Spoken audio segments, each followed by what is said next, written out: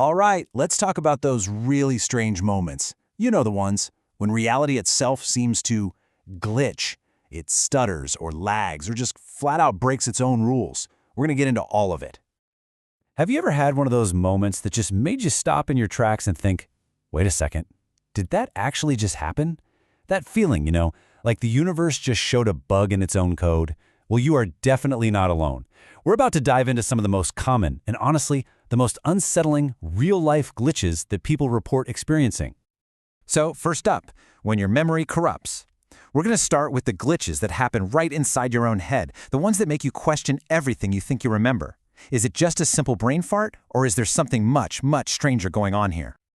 Ah yes, déjà vu. That super weird feeling when you walk into a new place or you hear someone say something and you feel with absolute 100% certainty that you have lived this exact moment before. It's more than just feeling familiar, it feels like you remember it. Sometimes you even feel like you know what's about to happen next. Okay, so what is actually going on here? Well, the scientific take is that it's a tiny processing error. Just a little misfire where your brain accidentally files a brand new experience into the old memory cabinet. But the glitch theory? Oh, it's way more interesting. What if it's proof that you're in some kind of time loop? What if you really have lived this moment before and your brain just held on to a tiny piece of that memory? And then there's the Mandela Effect. This one is wild. This is when huge groups of people, sometimes millions, all share the exact same, very specific, but totally false memory. It actually gets its name from Nelson Mandela because countless people vividly remember him dying in prison back in the 1980s. They remember seeing it on the news, the whole thing, except, well, none of that ever happened. So the official story says that human memory is just not very good. It's super easy to influence, and these false memories can spread kind of like a viral meme. But the glitch theory has a much cooler explanation. What if reality is being patched or updated, and our memories are just the old, unsynced files? What if we're all just slipping between parallel timelines where things are just a little bit different? Let's try a quick one. Picture the Monopoly man right now. You got the top hat, the suit. Does he have a monocle? Think about it for a second. If you just pictured one, you've just experienced the Mandela Effect firsthand. He has never, ever had a monocle. So the real question is, why do so many of us remember one? All right, Section 2, Time, Space, and Copies. We're moving on from the glitches inside our minds to the glitches in the world around us. You know, the kind that suggests time, space, and maybe even people aren't quite as stable as we think they are. You look at the clock. It's 3:02 p.m. You look away for what feels like a second, you blink, and suddenly it's 3:47 p.m. You didn't fall asleep, you weren't zoned out. A whole chunk of time has just been deleted from your life. This is that deeply unsettling experience people call missing time. Now, the common explanation for this is something called highway hypnosis. It's where your brain just goes on autopilot and kind of stops hitting the record button for a little while. And yeah, that makes sense for long, boring drives. But what about the people who experience this just sitting in their living room? The glitch theory is a lot darker. It's like someone edited the movie of your life and you just experienced a jump cut. And this, of course, raises a really creepy question. If parts of our experience are literally being edited out, what exactly are we not supposed to remember? Okay, imagine this. You're walking down the street and you see you. I don't mean someone who kind of looks like you. I mean an exact copy, maybe even wearing the same clothes. This is the doppelganger phenomenon. And just so you know, throughout history, seeing your own double has been considered a very, very bad omen. Just ask Abraham Lincoln. So is it just a crazy coincidence or your tired brain playing tricks on you? Well, the glitch theory is way more unnerving.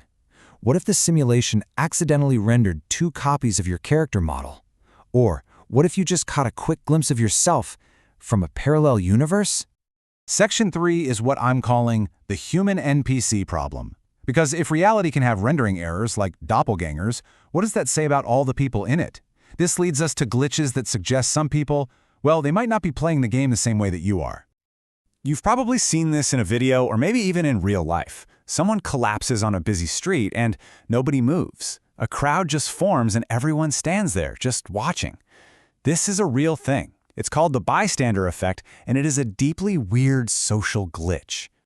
So psychology calls this a diffusion of responsibility. The idea is that everyone just assumes someone else is going to be the hero, so nobody does anything. But the glitch theory frames it a little differently. What if some people are like NPCs, non-player characters, and they're just stuck in their idle animation, waiting for a prompt from a player before their script kicks in? Now, if you've never experienced this, consider yourself extremely lucky. You wake up in the middle of the night, you are fully conscious, but you cannot move a single muscle. You're totally trapped inside your own body. And then you feel it, a presence in the room with you, and it's often standing right at the foot of your bed. Science has a really clear explanation for this. Your brain woke up, but your body is still in its REM sleep paralysis mode, which is what stops you from acting out your dreams. It's a simple desync. But the glitch theory, it's absolutely chilling. What if those dark figures that people see, across all cultures, all through history, what if they aren't hallucinations? What if they are always there, and sleep paralysis is the one glitch that lets you see them? Okay, Section 4, Reality's Fatal Errors. We've arrived at the most extreme glitches of all. We're talking catastrophic life or death system failures. These are basically the blue screens of death for reality itself. So, the story goes like this.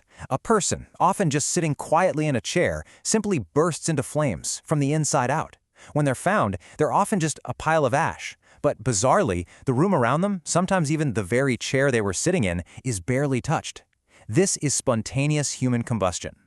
The leading scientific idea is something called the wick effect, where a person's body fat and their clothing act like a slow-burning, inside-out candle. But that doesn't really explain the insane heat needed to basically cremate a body, or why it so often stops so cleanly, leaving feet or legs perfectly untouched. The glitch theory is simpler and, honestly, way more terrifying. It's just an irreversible system error, a self-destruct sequence. And this is not just some urban legend. What you're seeing is the official verdict from the coroner's report on the death of Margaret Hogan in 1970. She was found almost completely incinerated in her home, but her legs below the knee were untouched. The TV just 12 feet away had melted from the heat. The final word from the authorities? Cause of the fire? Unknown. Okay, here's a really wild one to think about. You narrowly avoid a fatal car crash. You think, wow, I'm so lucky. But what if it wasn't luck? Quantum immortality is this theory that suggests your consciousness never actually experiences its own death. Instead, every single time you're about to die, it instantly jumps to the nearest parallel timeline where you survived. So from your perspective, you just keep having these close calls. You're just lucky. And that leads us to our last thought, the one that's going to stick with you. If this theory is true, you will never be aware of your own death. You'll just keep waking up in another timeline where you somehow made it. The versions of you that didn't, they're just gone. So the real question is, how many close calls have you really had? How many timelines have you already left behind? And how long have you really been alive?